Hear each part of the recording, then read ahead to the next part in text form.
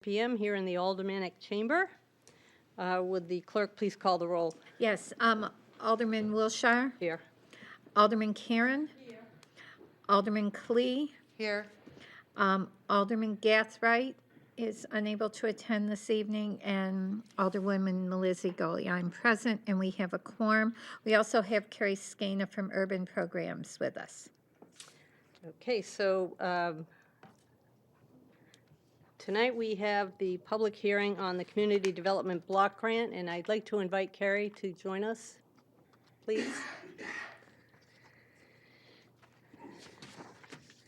So this is our annual CDBG process, and this year we have $1.4 million in requests and only about 693 to allocate.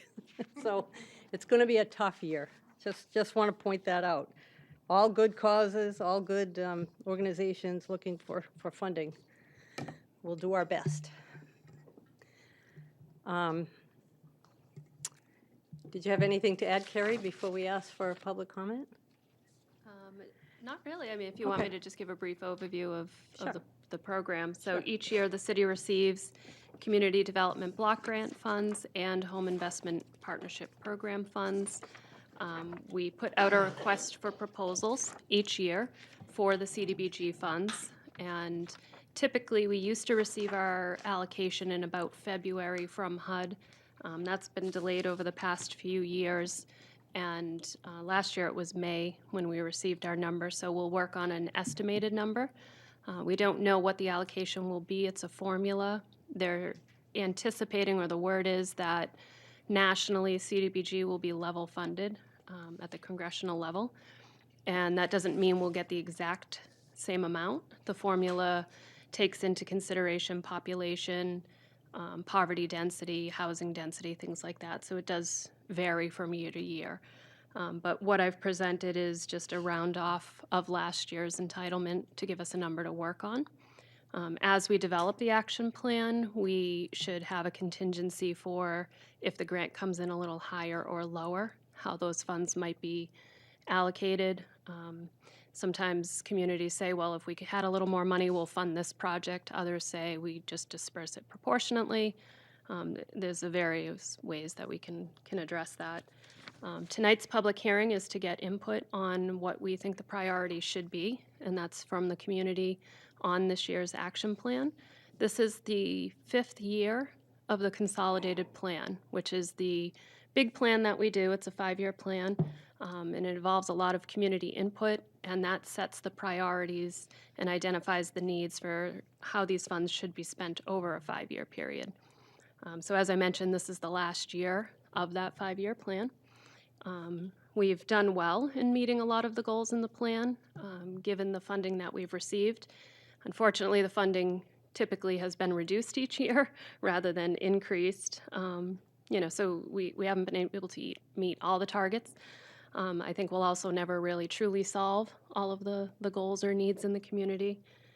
But we have pretty much kept on target to what that 5-year plan identified.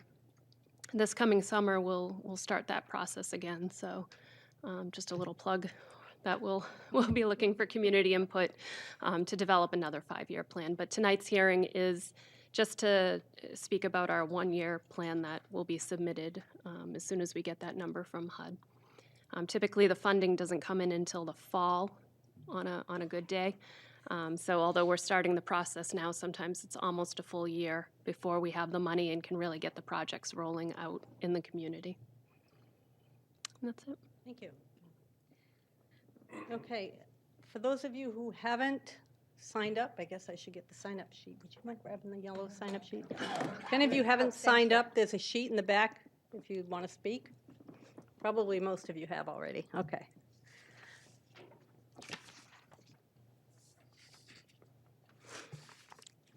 Thank you, Carrie. Appreciate that. Okay, our first speaker tonight is Rocky Morelli from Opportunity Networks. Good evening. You can have a seat if you'd like. It's probably more comfortable. And So that everybody can hear? Appreciate that. All right, the benefits of being early, I get to go first. Can you give your name and your organization for the Absolutely. record? I am Rocky Morelli. I am the Executive Director of Opportunity Networks. Thank you. I guess I'm a new kid on the block. This is our first appearance in front of this group, making this request. In other ways, I'm an old kid on the block. Grew up in Nashua, born in Nashua. Have been the Executive Director of Opportunity Networks for 31 years. We're a Nashua-based nonprofit. We go back to 1980 when we were started by a local parents group that also started at the same time or in a similar period the Mount Hope School and the Plus Company. Friend Kim's over there. At our inception, we were known as the STEP program. In the 80s, we changed to Nashua Employment and Training Works. And then in 2006, we went through a merger with the Sauhegan Valley Association and became Opportunity Networks. We work with individuals, primarily adults and students transitioning out of high school that have developmental disabilities or other acquired disabilities. We tend to focus on trying to find people employment. In many cases, it's supported employment where we develop jobs for them and put the necessary supports in place for them to be able to maintain some level of part-time employment and in some cases, full-time employment. We believe strongly it promotes workplace diversity, which we think is good for all communities. Have had a great success rate. I believe we're working with somewhere in the vicinity of 40 local employers and supporting 50 individuals from Nashua, but a total of 170 somewhat individuals overall.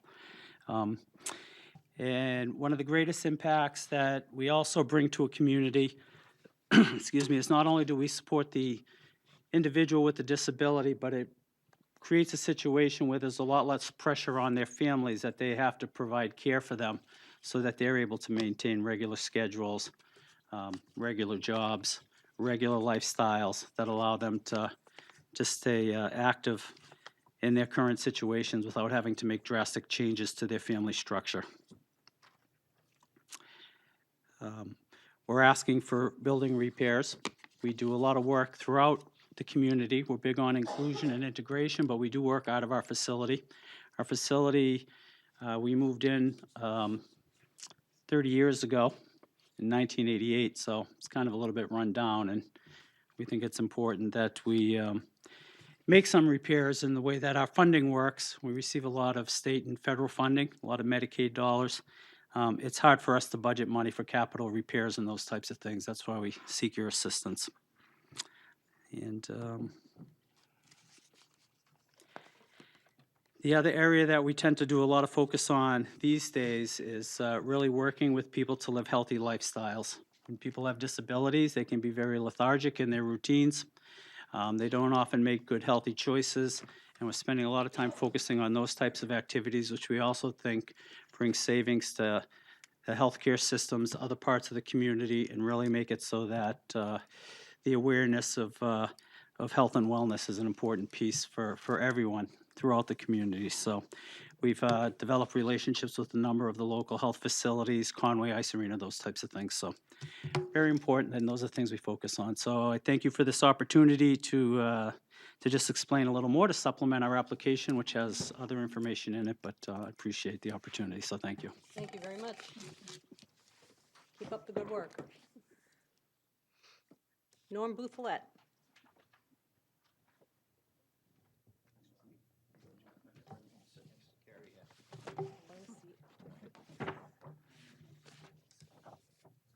Good evening. Good evening. How Good are you? evening. Very good. Yourself? Good, thanks. That's good. Norm Bouthillette, Chief Executive Officer of the Boys and Girls Club of Greater Nashua. First and foremost, I want to just thank you for your help over the past several years, and for that matter, the longstanding support that probably goes back decades of making our building safe and prepared and maintained for the 3,000 registered club members that we that belong to the Boys and Girls Club, and the other 3,000 members that also join us from the community that are non-registered. And on a given day, we have about 500 school-age children that attend the Boys and Girls Club. And of course, a 50,000 square foot building with a $3 million budget and a business plan of 70% of that $3 million is fundraised because it's so critical to make sure that we're serving the kids that need us the most. And 66% of our kids are either at low, medium, or high risk income children from very, very low, moderate incomes. So that's the important thing is at the club is last year, you know, we got the funds for the HVAC units, which we're going to be working with a bid coming in another couple of weeks with Bob Rice, and hopefully that project will be done by June, if not earlier, and that's our plan. The project that we have on the table right now is it's not really an exciting project, so to speak, but it's a very important project because we have a very serious drainage problem in the north side and the northwest of the club. It's the teen parking lot, and it's also the kids club playground, and it's on the side of the pool where we have a lot of water that comes down off the roof, and we park our vans in the back, and there are times where our vans have to be relocated, and staff has to relocate their parking, and it's a very serious standing water issue that occurs several days and sometimes weeks afterwards. So we're looking. The project itself, when it was scoped, was about $140,000. Once you bring in, as we all know, get a civil engineering and get the scope of the project, it does get quite expensive. This proposal, we're asking for $80,000. We felt that there's a couple phases in this, and we certainly will help do our part with the engineering and design, and as well as some of the construction. I have photos as well that I'll share with you in a few minutes of the 4 locations that we have. But recently on that last storm that we had, I know it's unusual, we had an awful lot of flooding in the city. We had basically about 18 inches depth in the middle of our parking lot, and we had pumps going to make sure that it was about 5 feet from the back of the club, from the teen center, where the water could have come in if we didn't get the pumps going. And so we've done that several times. It happens about 4 times a year, it seems, like on a quarterly basis. And it's a point where the playground gets, the kids aren't able to use the playground quite like they could all the time because the playground is under a lot of moisture and mud and water and so forth. And so that's what basically the weekends too, because we have a lot of rentals and we have the teen patios out there, and so some of the programs can be limited from that from that water that remains there and is not properly drained and so forth. So part of the project will be is to do some culverts, but more importantly, it's sort of like a reservoir that will be on the other side of one of the nulls in the back of the parking lot. So that's basically what we're looking for some help, and I just hope that if you can see these photos that I'll pass out, it'll explain very well, and it'll show you the photos of the water. Here you go, Carrie. All right, there's 2 there. I'll give you one over here. Thank you. Yep, thank you. Thank you. Thank you very much. I don't know if I want to take the time to go over this or not, but I'll just wrap it up because there's quite a few other folks that are here, and I don't want to take too much time. But you can see the dumpsters are basically floating back there, and you can see the vans where the water is going up to the tires, and We've had, staff that have gone out there at 8:30, 9 o'clock, because as you know, we transport our kids home at night and so forth, so it gets to be a very unhealthy situation in the back of the club, so. Norm, I have a question. Do you have catch basins back there at all? What's that? Catch basins in the back?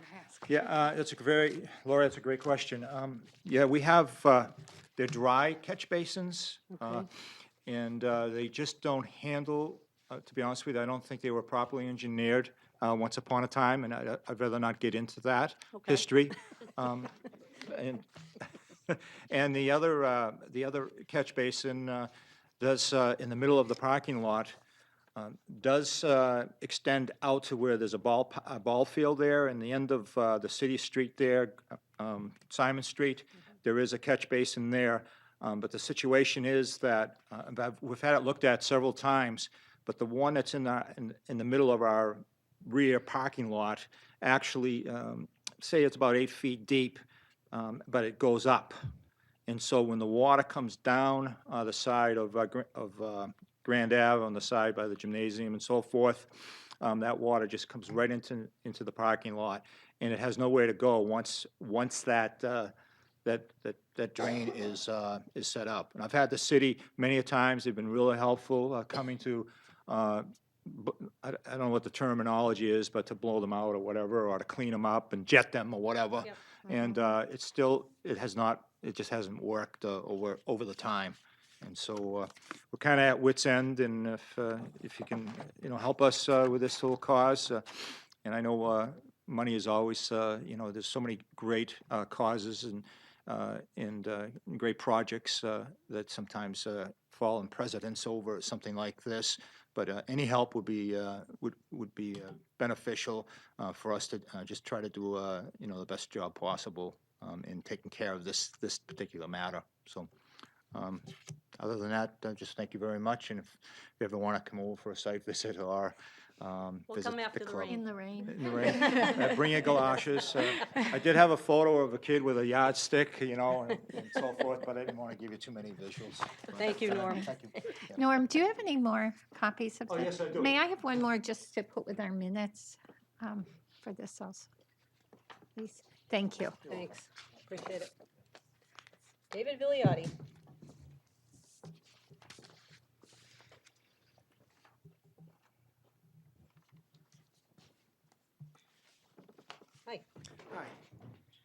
Hi. Madam Chairman, members of the committee, I'm David Viliotti, Executive Director of Nashua Children's Home at 125 Amherst Street.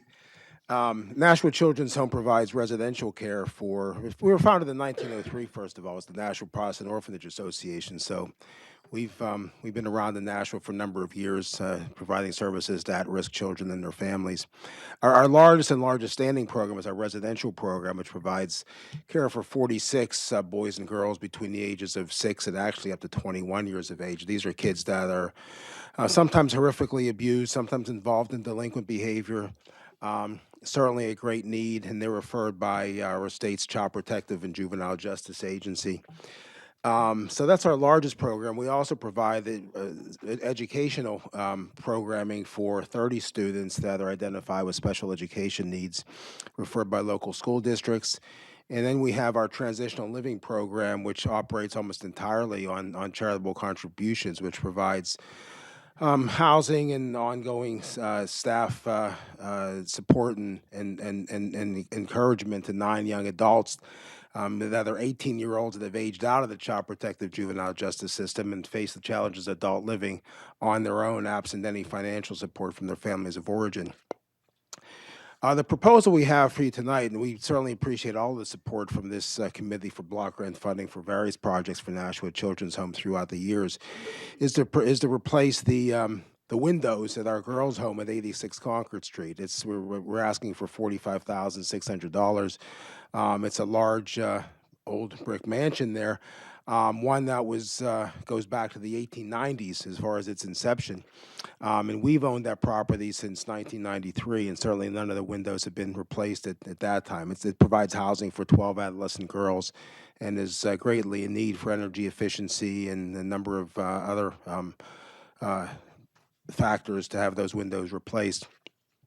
wanted to talk a bit about the value of Nashua Children's Home to this city and its taxpayers. I wanted to talk a little bit about the realities of court-ordered placements for youngsters in the child protective or juvenile justice system. When these youngsters go to court and there's an order to place them in residential care, they may not be placed at Nashua Children's Home. They may be placed at the Spalding Youth Center in Northfield. They may be placed at the Easter Seals, New Hampshire, at Manchester. They may be placed at the Mount Prospect Academy in Plymouth. They may be placed at other various organizations throughout the state. When that happens and those youngsters are identified with special education needs, this city and its taxpayers, as far as special education funding, is on the hook for $45,000, which is, interestingly, it's the amount that we're asking for the assistance for. But it's that amount that the city needs to pay to those organizations for special education programming for those students. And it really happens without any control by the school district, by the Nashua School District, as far as where those kids will be placed. So they really need to just simply write the check if that youngster is ordered to the Mount Prospect Academy in Plymouth, and that Nashua kid goes to Plymouth, and they were educated at that facility, and the Nashua School District writes a check for $45,000. Conversely, if that same student is placed at Nashua Children's Home for residential programming and continues to attend their same educational programming in the Nashua Public Schools, it costs the city and its taxpayers $0 additional dollars. They continue to attend their same educational programming. Transportation is often provided by Nashua Children's Home for them to do that. So there's a cost savings of $45,000 per kid per year. Typically, about half of the kids at Nashua Children's Home are City of Nashua residents. Typically, about 80% of those youngsters are identified with special education needs. So doing the math, you can see that there's a significant cost savings per year, every year, to this city and its taxpayers by the very existence of Nashua Children's Home. Beyond that, it's also really the best service we can provide for youngsters to keep them local. I mean, what we know, having done this work for so long, is that the number one factor in this in the success of kids coming out of the residential care is the ability to help them maintain membership with their families and to maintain connections with their home community, not the community up in Plymouth or the community in Portsmouth, because what we do know is that when those kids age out, they'll be coming back to this community, to this city, and they're going to be best off if they've maintained those connections over the years. So we're able to provide a service to this city and its taxpayers and its families and its at-risk youth by keeping kids local and keeping them local at a cost that's much less than if they were placed in other facilities. So once again, we ask for your support for this project. We think it's something that's well in need, and thank you again for all of your support over the years. Thank you. Thank you. Donna Arias. Good evening. Good evening. Thank you for having us out here. I'm the new executive director for the Youth Council, and I just wanted to give a quick overview of our organization and then the proposal we put in. So we're a small nonprofit that has a nice 125-year-old building downtown. We've been here for 45 years, and we provide services to at-risk youth and their families. We provide counseling. A lot of the kids that we take really couldn't afford to get counseling otherwise. We run a suspension center for Nashua kids, grade 5 through 8, and we also provide court diversion for first-time offenders, which has a significantly lower recidivism rate, which of course is also a cost savings. And so we put in a $40,000 bid to replace our 30-year-old heating system on the second and third floors of the building, which really, obviously, having heat in New Hampshire in the wintertime allows us to provide services, or we could not be open. open. And it was interesting because the day after we put in the proposal, the heat went out on both floors. They were able to work something and get it working again. They came right out the next day, which we were lucky in the cold weather to have that happen. But the concern is that if we really don't do something about it, we may not make it through another winter. So thank you for your consideration and help with us on this critical need. Thank you. Yep. Kim Schatz.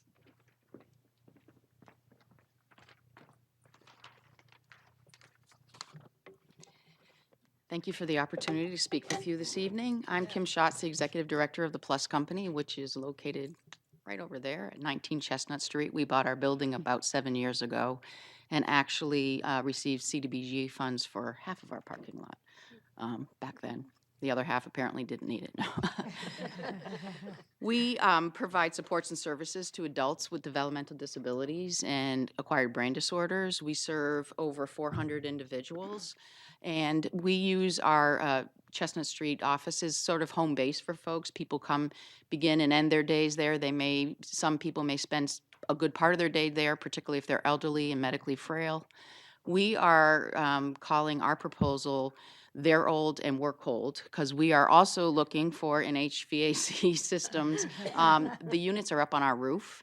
We actually have 6 units. We had to replace one earlier this year, so we're looking to have 5 replaced.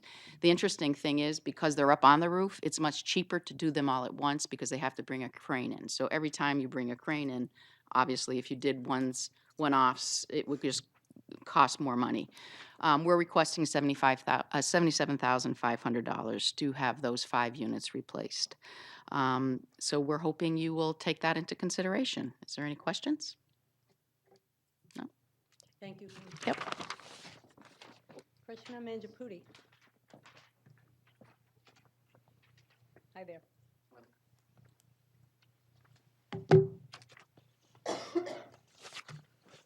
Hello, good evening, Good evening. and thank you for giving me this opportunity to come up in front of you and talk to you about an organization that we are trying to bring into town. My name is Krishna Manjapudi. I'm a resident of Nashua and a volunteer around the community. So in one of my peeking and poking around, I identified a problem within our community where it seemed like there were people that were in the opportunity gap that could benefit from some help, and with a little bit of incremental help, I felt that they could then become self-sufficient. And so I talked to several different organizations within the community, including the Drug Court and to the National Soup Kitchen and several other organizations. And what I had anecdotally suspected was indeed true. And more recently, there was a study that was commissioned by the city through a group of students from MIT. They also collected some corroborating data and confirmed what I had already started looking at. So that's the basis for what I'm trying to ask money for and present here. And as I was looking around, I also came across a few other individuals, Stephen Michon and Kyle Schneck, who through some funding from the city were trying to give out micro grants to individuals. And they had about a $60,000 or $70,000 budget, which they had for about the last 6 or 7 years. And we're trying to identify individuals that could benefit from microfunding. And they did not have too much success with it. So they were sitting on some cash that they were trying to deploy in the community. And so I saw this as an opportunity to kind of work with them and work together.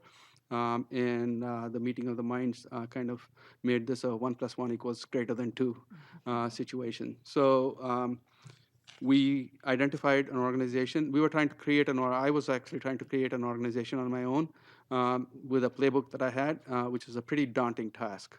And along the way, I was also on a committee that was commissioned by the mayor, which was looking at various different aspects of things that could benefit the community.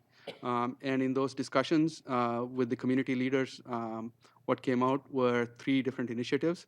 One of them was to look at microgrants as a viable option for looking into opportunities for the people that were falling through the opportunity gap. So I was appointed as the steering committee. I built up a steering a list of members, a roster of members for that. And we all together identified an organization called E4All that was already doing what we were envisioning starting up and bootstrapping and starting up in the community. They were wildly successful in Massachusetts. And most of you were at the presentation, a longer presentation a few weeks ago. So I will save you a lot of that, overview and just give you a quick overview of it. I'd also like to recognize Jeremiah Hernandez, who's here on behalf of E4All. He's one of the employees. And when we put this all together, he'd be spearheading some of the effort that we'll be doing in our community here. Again, long story short, we identified E4All and we approached them.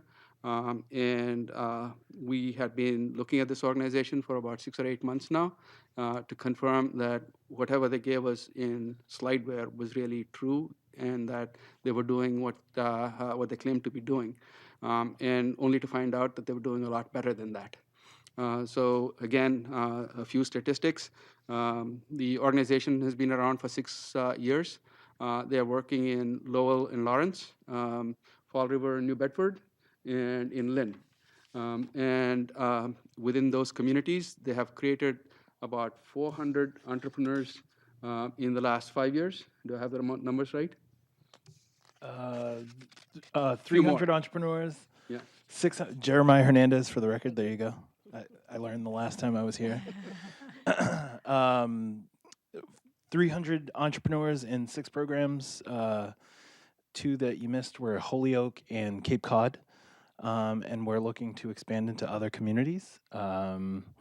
They have launched over 600 new jobs in all of those communities. And on the South Coast alone, we are 3 years into our program with 232 new jobs in our community. So absolutely accelerating economic and social impact in communities just like yours throughout Massachusetts. Okay, and some more numbers. So these businesses are generating over $8 million in revenue per year.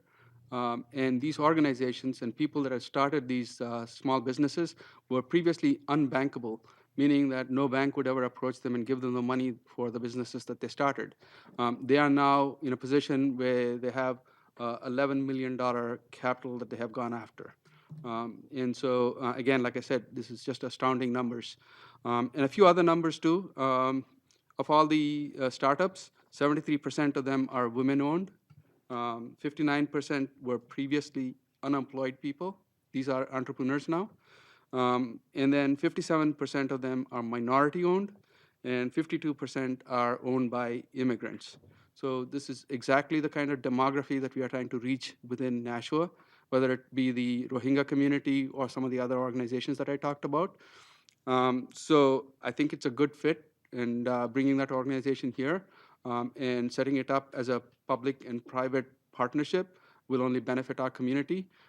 So the money that we are looking for is about $80,000 to offset the $150,000 that we were asking for initially.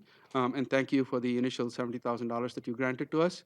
And what we want to do with that money is to bootstrap ourselves and start out in this community and bring the kind of results that we just talked about.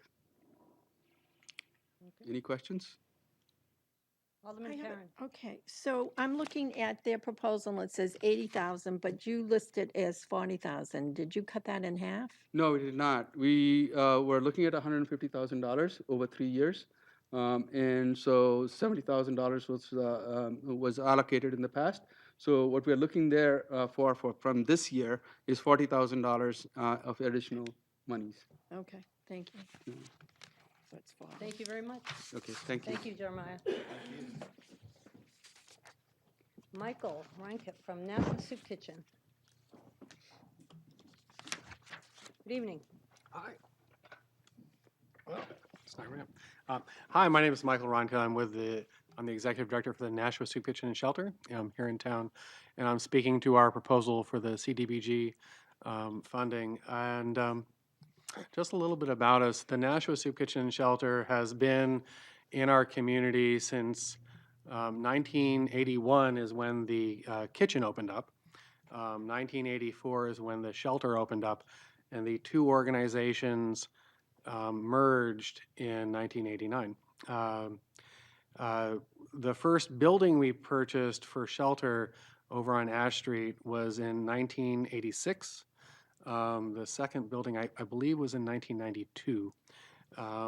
And in that time, the building on Ash Street has generally housed 14 single men, with the exception of during the winter months when we add an additional 6 single adult men and 3 families. And the building on Kinsley Street has housed 5 single women and 2 families. So in any given point in time, they're housing respectively 20 to 30 different individual human beings. And these are buildings that were never designed to be shelters. They were designed to be single-family homes, maybe duplexes. And so we estimate that in the 30 years they've been operating as shelters, they've probably received about 100 years worth of use. And I know that some of the members of the committee have actually taken a tour of the buildings. I would encourage you to take a tour of the buildings again. But they have shown those 100 years of use. They are, the best thing is they keep people warm, they keep people safe, but we believe that we can rise to a new bar in terms of how we provide services for our most vulnerable citizens in Nashua, those people who don't have a place to stay tonight. And so we're asking for funding both because there's a huge need. The facilities we have, again, they are adequate, but we believe they could be a whole lot better. We're asking because we actually save the city of Nashua money, as in if we provide shelter to folks, that means when they don't necessarily need to go to the city of Nashua's welfare department and be put up in a hotel, which costs whatever hotel rates are. But I think probably most importantly, we're asking because we believe that we as a community owe it to our most vulnerable citizens to have a place, not just where it's, oh, we're going to keep you out of the cold, but a place where you can call home, especially for kids. If you look at, there's something called a coordinated entry line, where if you're homeless, you can call this line and say, where can I go to have someplace that will provide me a place to stay. And even though in general, in terms of homelessness across the country, the greatest population tends to be single adult men. I've been actually working in shelters since 1987, and most of the people you see tend to be single adult men. In Nashua, the greatest unmet need are single women and families. And that's because there are 2 other providers of emergency shelter for single men. There's the Rescue Mission, and also Maple Street through Harbor Homes provides shelter for single adult men. We, the Nashua Soup Kitchen Shelter, are the only provider of dedicated space to single women. We have 5 beds. And we are the only provider of emergency shelter for families. There are several other organizations in town, the Front Door Agency, Marguerite's Place, Mary's Place, Family Promise over in Hudson, that provide transitional housing, long-term housing for families that are homeless. We are the only place that says, okay, tonight if you need a place to stay, you can stay here. And so what we're looking to try to do is we have talked at length with St. Patrick's Church and the Diocese of Manchester over on Spring Street to take an old elementary school building that was originally built in 1892,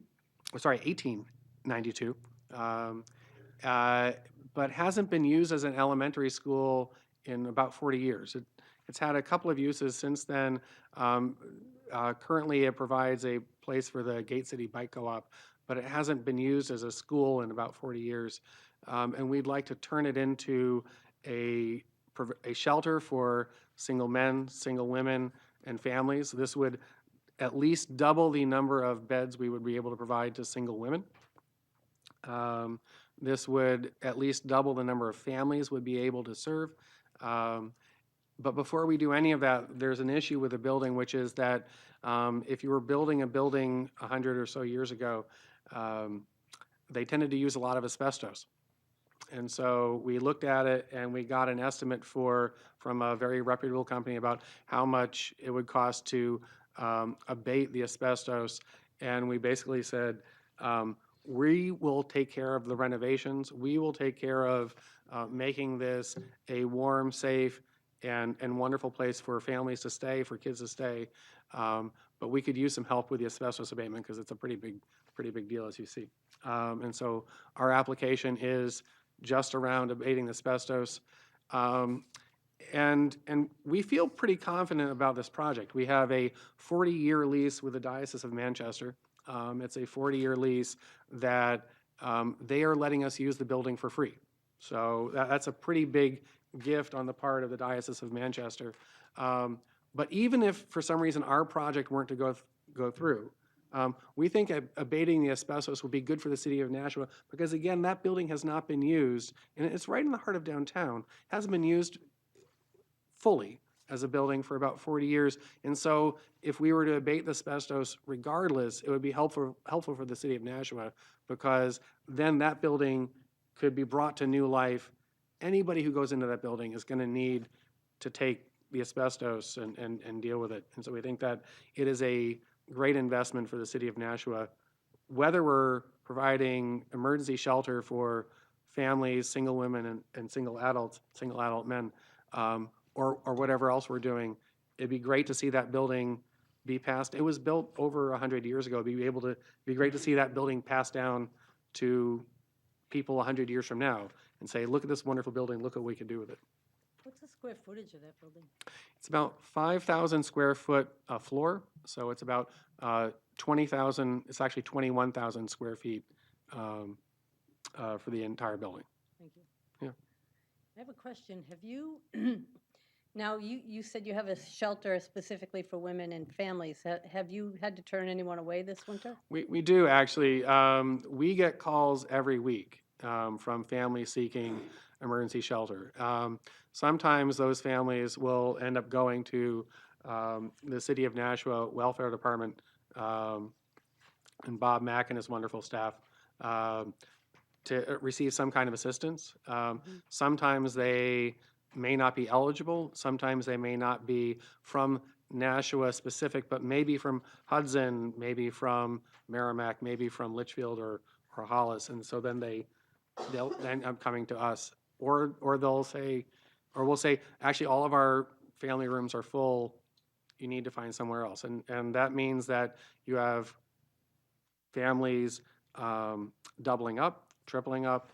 I once had a family come in, this was in April, May, and mom and 2 kids were living with 5 adults and 7 kids in a 2-bedroom trailer. And they said we were able to do that because it was February, but it's April now, we need a place to stay. So people will sometimes make do, but there's a huge need out there and it's not being met. Can you guess how many nights or how many times you've had to turn away people just this year? If you look at the numbers from coordinated entry in terms of the number of single women who have called and not had a place to stay, it's a little bit over 40.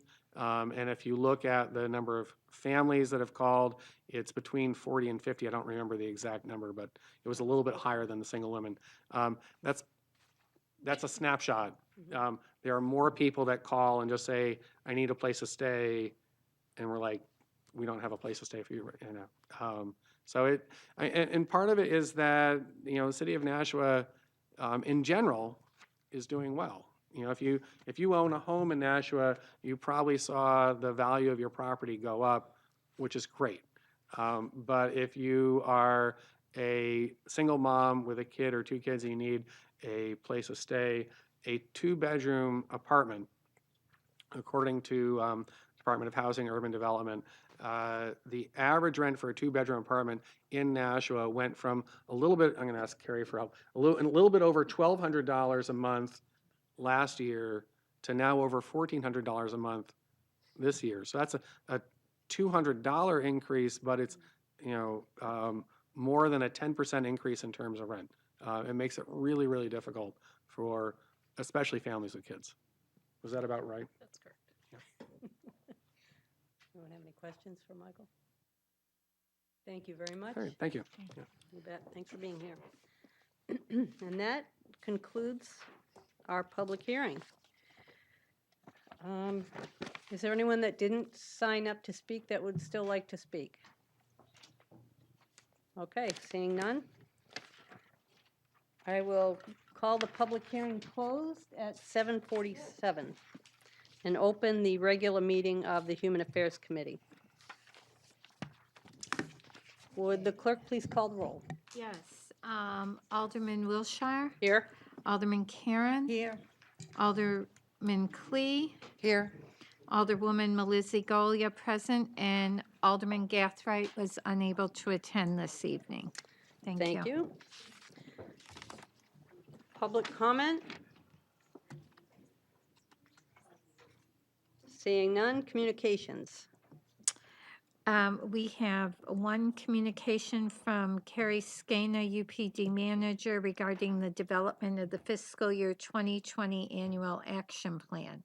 There being no objection, I will accept the communication and place it on file. Unfinished business. We have none. New business resolutions.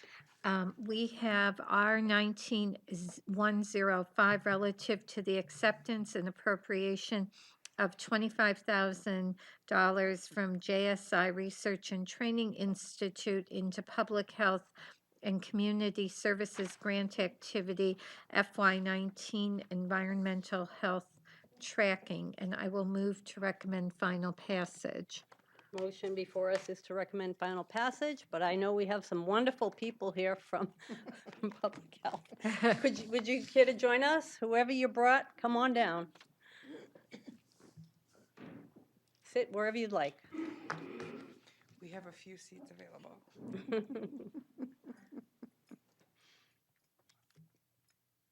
Director Bagley, when you get seated, could you introduce your fellow public health workers? Good evening and thank you. Bobby Bagley, Director of the Division of Public Health and Community Services. And I have with me Patty Crooker, who is our Public Health Network Services Coordinator, and Jessica Hillman, who is our Public Health Associate from the CDC. Welcome. Could you give us a little information about this grant? Yes. The Division of Public Health Community Services responded to a request that went out from JSI or CHI, which is the Community Health Institute or the John Snow Institute, in response to an environmental health-led tracking grant. And this is in response to New Hampshire Senate Bill 247 that addresses preventing childhood lead poisoning from paint and water that was passed in April of 2018. And because this is such an important issue in our region, we submitted an application for this grant, and we were awarded the opportunity to provide this leading education and awareness on lead project as a public health campaign. And I have Patty and Jessica here who will talk a little bit more about the project. They're the co-leads in this and did the writing. Jessica Hillman took a big piece of putting this proposal together with support from us at the division as a part of her role working with us over the next 2 years at our health department as a CDC associate. So I'm going to turn it over to them to explain a little bit more about the project, what our role will be, and what the expectation of the project is. Thank you. Patty? Hi, good evening. Hi. So the purpose of the proposal is to be able to expand some of our environmental health capacity within the region, the public health region. And in looking at areas we could do that, lead is one area that we are below the recommendations that now exist for getting blood lead screenings for children under 6 years old. In a bunch of the research we've done, we are a high prevalence area because of the age of the housing stock, as well as the number of families that are on assistance through Medicaid and housing. So we really want to be able to educate not only the communities, but also specifically healthcare providers and childcare providers on what the regulations are, how they can get children screened, and have a campaign for parents to be able to advocate for themselves to get their children screened, be it at clinics such as ours or at their providers' offices. So the proposal is to develop a marketing campaign as well as toolkits for healthcare providers and childcare providers, and hold monthly lunch and learn education opportunities to get folks to really do more screening in that population under 6 and be able to assess the levels that we are actually seeing, since we're missing about 40% of the recommended screened population. Okay. Yeah, and so we're also hoping to hold a conference on blood lead level testing to increase education and awareness for providers on the importance of screening for blood lead levels. And we're hoping that all of these components of the educational campaign, the toolkits, working with the community is really going to make a difference here in Nashua. Very nice. Good stuff. Congrats. Thank you. Yeah, you bet. Alderman Clee. I just have a quick question. I know this is to educate people and so on, but may I ask, or would you even know what the cost of screening? So if I have a parent with young children and I want to get them screened through, not necessarily through your office or through your office, what is the cost to a parent? I'm just wondering if that stops people from actually doing the screening.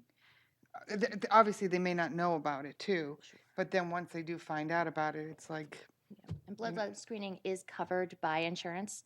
It's also required through Medicaid if people meet certain criteria to get that screening done. And that's part of what the changes were in April of 2018. It really expanded not only the groups of people that they want to have tested, but also lowered the threshold of the amount of lead that is in someone's blood. So for the health department, we do the screening for free for children. And the cost, like I said, is covered by any insurance. I don't know what the cost would be if somebody had no insurance. that was but my biggest yeah. question. So if they presented to the health department, you would do this screening, but obviously it's not a free screening. They have to pay some. Is We that would do correct? the screening free.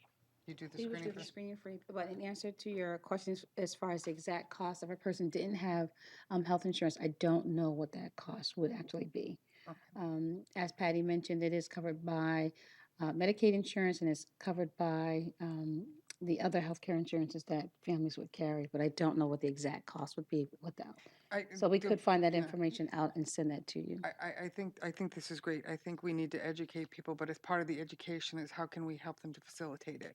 And that's the other part of the the equation on this. So One of the things we actually are planning, we have to reapply for a second year of funding, because this funding will end at the end of June. However, our intention in planning for the second year will include a certain number of hours for additional per diem nursing to be on staff, to be able to do additional testing, and to do that out within all the communities of Greater Nashua, not just at the health department. So it'll provide another source of testing for folks as well. wonderful. Thank you. Alderwoman Lizzie. Yes, thank you. First of all, I think this is great. And I think any of us who work with young children recognize the connection between developmental problems and those numbers you see when you occasionally get information about blood lead screening results. I know the numbers have been lowered. What is the new number that's like the red flag? It's 5 micrograms. Is that what? Per Yes. deciliter. 5? Thank you. Yes, Okay. it used to be 10. Right, okay. And so if it's 5 or higher, what happens? They rescreen? They, you can go I'm not So sure it's, exactly. They so do the case this is going to be a management. progressive decrease in the levels that are acceptable. So actually no lead in the blood. Right. Is what we would like to see. So we've gone from 25 down to 10, down to, this is going to be progressive, 7.5 down to 5, and then down to 3.3. So if a child, right now, a child's lead level tests back at a 3.3, it requires us to take some action with sending out some type of notification or letter to those parents and to landlords to make them aware of the fact that a child has been exposed to lead on their property. A 5 will trigger a rescreening. So right now we'll do a capillary test, which is like a little finger prick, and that'll give us a reading. And then if that is over a certain level, 5, then we'll have to do a venous to confirm the level on that. I'm sorry, at a 10, we'll do a venous to confirm the level of that. And there's some other action that's taken as well with regards to some type of investigation from an environmental health specialist in the home on that particular property. Okay. And I have one other question. And it's just interesting you're here this evening because I was in a conversation at the end of last week about a child's blood lead levels and just the impact of blood lead on learning. Is there, along with education around the environment and keeping it clean and the hazards in the environment, is there parallel education going on around diet? Yes, when the nurses do the home visit, the education that's included in that is how to reduce the child's continued exposure to lead dust, or hazards in the home, as well as talking about nutrition, increasing the calcium or other foods that help reduce lead absorption into the bloodstream. Okay. We're fortunate in Nashua in that we have this additional lead education awareness campaign, along with what we have from the state for prevention efforts and testing and screening, and then in combination with what we have with our HUD program under community development, so that we have the nursing component, which is the education and the teaching to reduce exposure, and then referrals can be made to our HUD program for them to actually go in and do work on the actual physical facilities itself. So it's a nice comprehensive project that we'll have here with increasing the awareness in response to the change in the Senate bill, and providing that education and doing the home visits in the home with those families as well. Okay, great. And years ago, I had the privilege of working with some of the people at Hopkins and working in the middle of Baltimore. And one of the things we worked really hard at was educating parents about nutrition.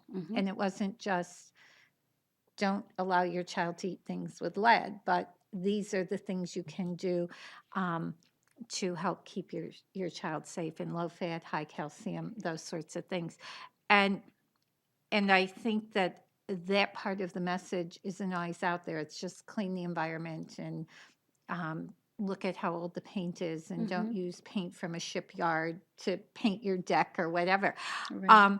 So I'm glad to hear that this will give us a more comprehensive approach, because I think that other part is equally as important. It is. It is, definitely so. And during this first section, the planning period of this grant, one of the things we're doing is pulling together groups of stakeholders to have those conversations about what should be included in the marketing as well as the toolkits. So that's something we can take back and definitely make sure we include a component of that when we're doing our campaign work. And I just have one more question. You said the greater Nashua area, so I'm envisioning like the umbrella of NRPC? Yes. Okay. Yeah, we have a very similar layout. It's the That's what Nashua I and the thought. 12 towns around. Yeah. Okay, thank you. Thank you. Anyone else? Seeing none, the motion before us is to recommend final passage of Resolution 19-105. All those in favor say aye. Aye. Opposed? And that motion carries. Thank you very much for being here this Thank you. evening. Have a great evening. This is great. No, thank you. Thank you. I appreciate that. So regarding the CDBG grant, typically one of the first things we do is allocate a portion of that for nonprofit operating. It's not bricks and mortar like most CDBG money is, but it's for operations. And given that Alderman Karen is the liaison to the COC, I think she's going to make a motion this evening. Yes, thank you. Alderman Karen. Yes, thank you, Madam Chair.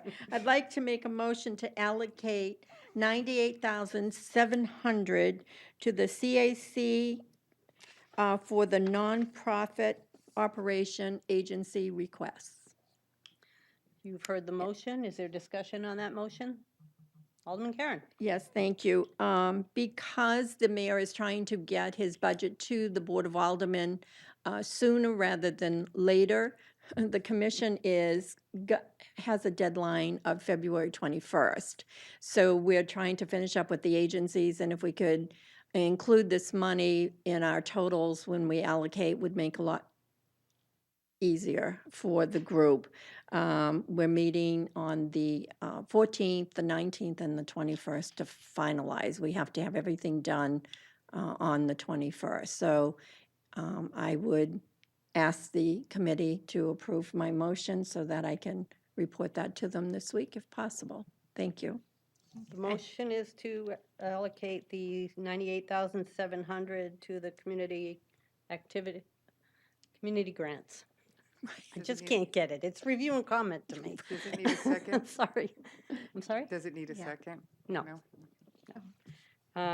So the motion before us is to allocate $98,700 to CAC.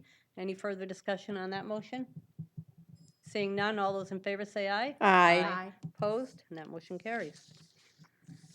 New business ordinances. We have none. General discussion.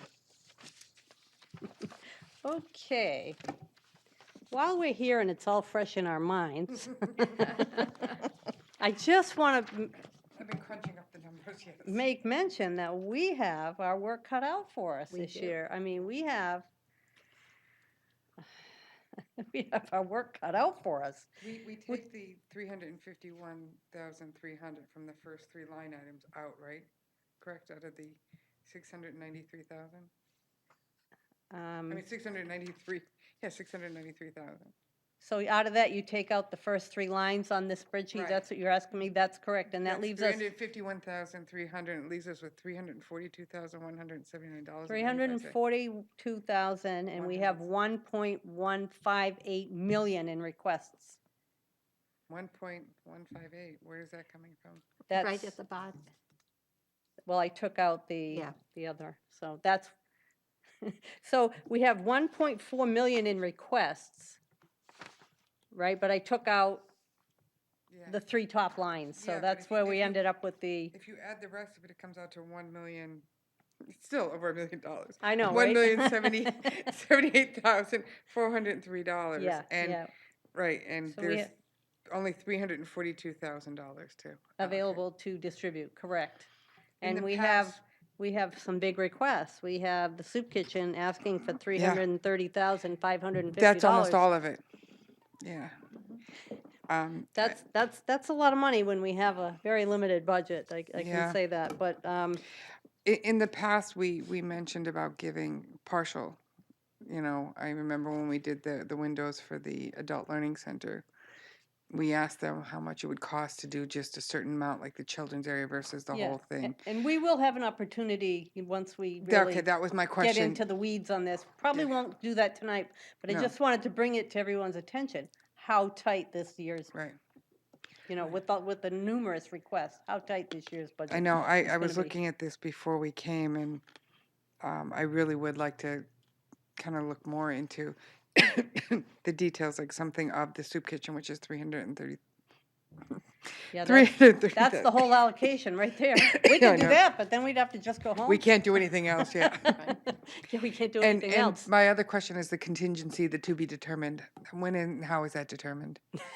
Or is that what's just left over? That's what's left over after we That'll be the allocate. 95 cents. 95 cents, yeah, probably, if that.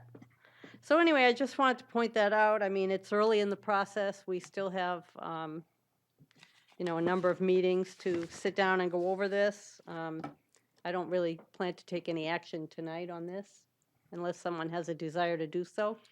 No. Alderman Karen. I guess my concern is some of these city requests, which I think should be part of capital improvements rather than requests from CPG, where we don't have that I kind of agree. money. But, you know, that's for more discussion, but that's what kind of flips in my mind that, you know. I absolutely agree with that. The truth is, some of these things I looked at and thought, why don't we have a capital improvement line item on these things? For the Court Street roof, you mean? Yeah. While I think it's critical that it Yeah, I really do too. does get worked on, Yeah. I think it's something that we as the city need to be looking at it as a line item. It's something I think that we've known about a little while too. Are you on, sorry, are you on capital improvements? Has this been on anybody's radar? It's some of, I'm trying to think of Court Street because I've talked about Court Street in 3 different arenas. I'm not sure that it I has don't been. think it is, but, you know, I think we need to look at all of this and how we fund city things because, as some of us know, there are things that have been on capital improvements for 20 years. And I think at some point we need to kind of come back to base level and say, what do we need to do and what don't we need to do and how are we going to fund things? And certainly some of the things that come through capital improvements are must-dos and they're emergencies and they're things that need to be done. And there are other things that, you know, do we have to look at how we plan and do it differently? Because, I mean, some of the things that we're doing now, I can remember like with the school district, they were on the capital improvements 15 years ago. And they hang there. So I think we have to look at all of this and how we fund some of these city projects. I mean, Alderman Clee. these 3 city projects are over $386,000. We're looking at almost close to $387,000. Right, one of them, the owner-occupied housing rehab Right. program, we fund that every year. That's one of the programs where people, you know, low-income people, if their furnace dies and they can't afford it, they would come to the city and the city would help them and then it would put a lien on their property until they paid it back. Or if they sold the property, they'd have to pay it back. And there's been a little contention about that this year. But the new proposal in here this year is for a rental rehab pilot program. So we have the owner occupied, but we have not had a rental rehab. And this would probably have helped the woman that needed her mobile home plumbing fixed or whatever. But still, So it's I think, you know, I don't know if Carrie, if you want to come up and talk about that a little bit, we'd like to hear what you have to say. Yeah, I would. And then we can mull it over and, I mean, we've cut back the owner-occupied housing. I think we used to fund it 15 years ago at like $150,000 a year, but that's when CDBG was going up, not going down.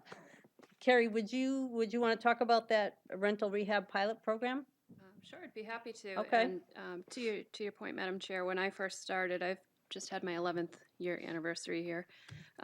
The owner-occupied program was funded at $150,000. Yeah, I remember that. Even some years $175,000. The overall CDBG grant at that time was about $800,000, or somewhere between $700,000 and $800,000, where we're at, you know, $658,000 now. So we're slightly under. So it's definitely taken more than its proportionate cut to that program. What's nice about it is that it is, and this is the owner-occupied existing program, it is set up as a loan program. It's 0% interest. The loan is deferred until they sell the property. And one of the interesting pieces is, you know, if that property were to foreclose or sell under and there weren't enough net proceeds, we essentially write the loan off. With the CDBG program, we are able to design it that way. And so no owner would ever have to dip into their pocket to repay something out of personal funds.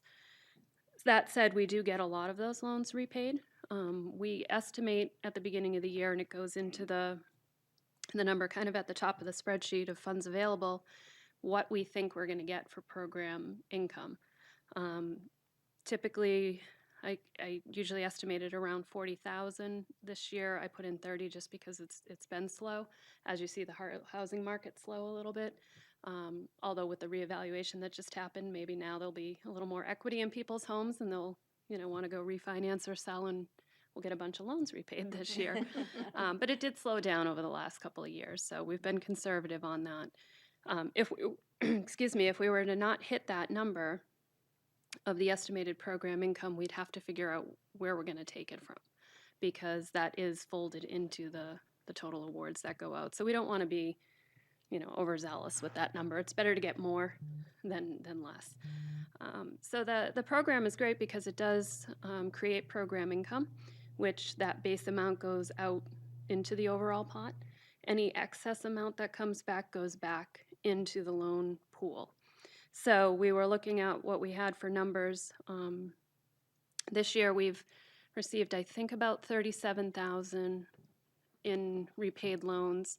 And again, our target is 40 for the whole year, which is, we're about halfway through, so we're okay.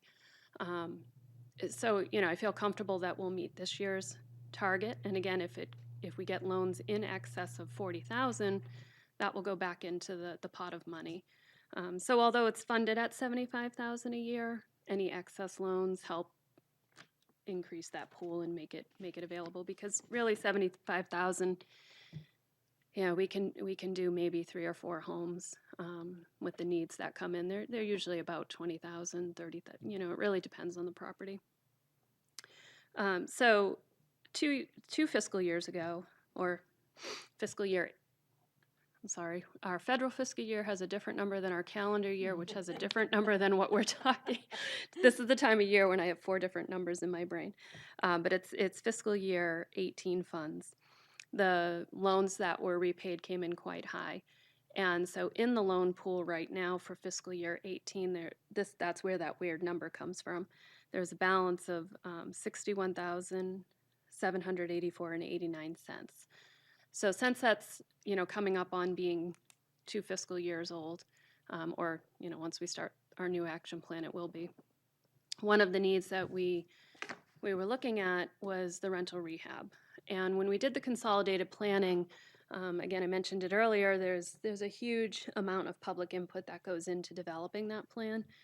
We have several days where we convene and we bring in diverse populations. So we try to get the financial sector involved, the school district, police, fire, all the nonprofits, everybody who really is on the front lines in our community and seeing what those needs of low-income people are.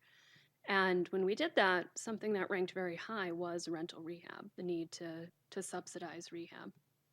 And the problem is, and what the nonprofits were saying was, they have transitional housing programs that were mentioned earlier. Many of them have voucher programs, and they're looking to place people into permanent housing, but for what the voucher covers or what people can afford who are coming out of transitional housing, there's a huge gap between what the affordable rent is and what they can cover.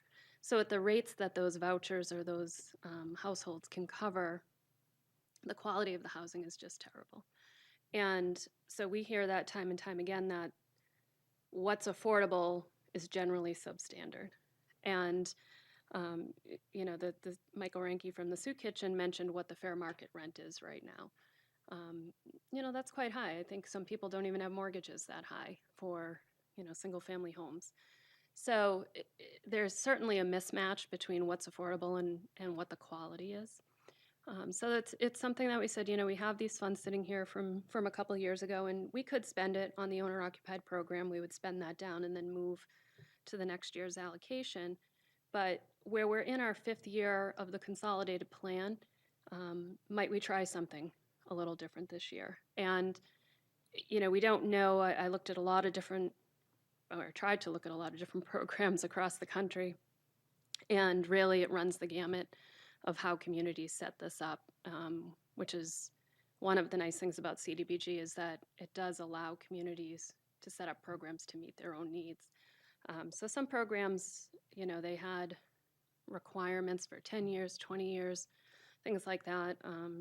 But I would say for a pilot program, just to keep it simple, for the administrative burden and for implementing the program in the first year, sort of mimic it based on the owner-occupied program. And so I believe the proposal before you, it has a loan program. It would be deferred payment and 0% interest. So we would still have to qualify the property. We have to look at the occupancy and make sure the tenants are low income and that they are paying an affordable rent. That is required by HUD. And we have a lead program that was actually just mentioned a few moments ago. And it's a very similar model. It's based on the occupancy of the building. So it doesn't have to be an owner occupied. It doesn't have to be an investor owned. It can be either one. And this would actually pair nicely with that because we go in and a lot of times we can deal with the lead issues, but we have the landlord saying, well, do you have anything for the heating systems or my roof? There's a proposal included actually in this year's application from a private landlord looking for funding for the roof. And that inquiry came in and they asked if they could apply in this process, and there was really nothing that said that they couldn't. But honestly, funding individual landlords through this process and annually is probably not the most efficient way to do it. So, that was how that precipitated. Again, I think it's something that would be good to try for a year.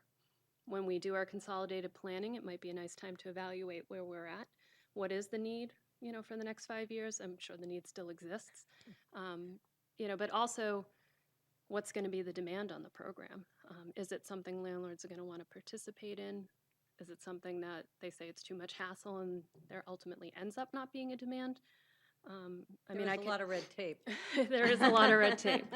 Unfortunately, there is red tape. We do have to qualify the properties, but and right now interest rates are fairly low, so some landlords, will find it easier to go the private route and tap into those markets. But the point is, and I know there's always a little bit of contention around assisting landlords because it's a business and they should be profitable and factoring that in. But the reality is that in a lot of these programs, properties, they are charging a minimum rent and they are on the low end and they don't have the cash flow. And in order to make those capital improvements, that cost is going to be passed on to the tenants. And really with CDBG, we want to prevent that. We want to make sure that there is quality housing available at a very low rent that's affordable. Not to mention that it would improve the housing stock in the community overall.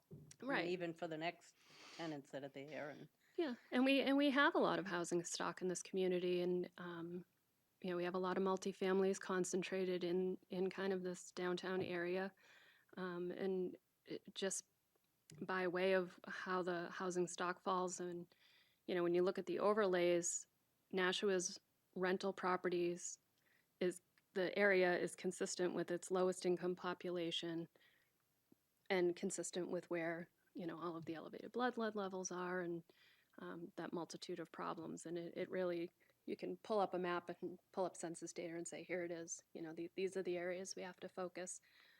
So by default, I think the demand will likely be, Tree Streets, French Hill, Crown Hill, where the housing exists, the old distressed housing. Alderman Clay. Is there any specific projects that only qualify for? So, like, I obviously understand if there was a heating system or a roof or trying to abate lead of some sort of that. But what about even things like, I hate to bring them up and say it out loud, but bed bugs or anything else of that nature? To be able to do something like that, would loans qualify for that, or is that not on because it's not a physical portion of the home? Right, if I may. The bed bugs would not be covered because it needs to be rehab and it needs to meet the standard of, rehab versus maintenance as well. And that's a line we're always kind of teetering on, especially in the owner-occupied program. As Madam Chair mentioned, there's been some issue with that this year and some debate about how much we should be funding or not funding. And HUD has a guidance that they've published to distinguish between maintenance and rehab because, you know, it was getting difficult for programs to make that determination. And sometimes the rehab is an accumulation of deferred maintenance. You know, it's if you're not maintaining your property, eventually it's going to be a big problem. But you know, the program exists to conduct rehab, to make those capital improvement repairs. You know, it's neither the proposed rental or the owner program is designed for those really small maintenance type things. And bed bugs certainly wouldn't be on the list just because, again, it's more of operational, I guess, not, you know, you're not changing the physical structure. Right, thank you. Well, thank you. Sure. Anyone else have any questions for Carrie? I was wondering if I could to address what Carrie has just spoken about. Yeah, come on up. Come on up. Give your name and address for the record. I'm Dan Stevens. No, you got to talk into the microphone, sir. No, that's okay. Dan Stevens, 155 East Oxford Road, Nashville. Been a landlord in Nashville for the past 40 years. And I met with Carrie about 2 months ago. We talked about this program that she just addressed. I am a non-owner occupied. And in the past, right up until about 07, you've always been able to just refinance your property at a bank, pull cash out, even being a non-owner occupied, and then put the money back into the property. I've done that many times. Since 07, those funds are pretty much all dried up. Now, I'm also in a situation where I just recently retired, so, and now I'm coming up with a problem where I can't refinance the building. You mentioned bed bugs. I just spent $2,000 on one of my apartments, which is a Section 8 apartment. All my properties are Section 8 or low income. So there's not a profit margin there to speak of. Now I'm looking at about a $20,000 roof replacement job. So I talked to Carrie about that to see if there was a program in the city, like she mentioned, where we could draw funds and pay them back when the property is sold. But I just wanted to mention, as a landlord, I can tell you firsthand, the funds are pretty well dried up going through banks. And especially if you're in my situation where you're retired and now your income isn't what it used to be, getting funds that way are almost impossible. It becomes then a situation where, how do I maintain the property? I am renting, like I said, to Section 8 and low income. How do I maintain the property for the benefit of these people? Obviously, for the good of the city, we need to maintain these properties. So I think a program like she talked about, you know, even for the non-owner occupied, I think would be a great service to the city and people, specifically in my situation right now. Okay. Thank you very much. I just wanted to address that where she brought it up. But Okay. wanted you to hear it from a landlord's point. Okay. Very good. Thank you, Dan. Thank you, Carrie. You're welcome. Remarks by Alderman. Carrie, just thank you for all of your work, and I know Yes. we'll be seeing more of you. Thank you, Carrie. Thank you. Alderman Clee. Yeah, I was going to save this for tomorrow, but it's not really very aldermanic of me to do this, but I have a very special birthday for my husband on Saturday. He's turning a big number, and I won't tell anybody what it is, but I just want to wish him a happy birthday. Happy birthday, Richard. I just wanted to comment that given that everything in the city is closing tomorrow afternoon and evening, that I am going to be canceling the Board of Aldermen meeting tomorrow night. We will probably reschedule for the 19th, but stay tuned. We'll work on that tomorrow. But there will be no Board of Aldermen meeting tomorrow night. Stay home, stay warm, stay off the roads. Possible non-public, no need.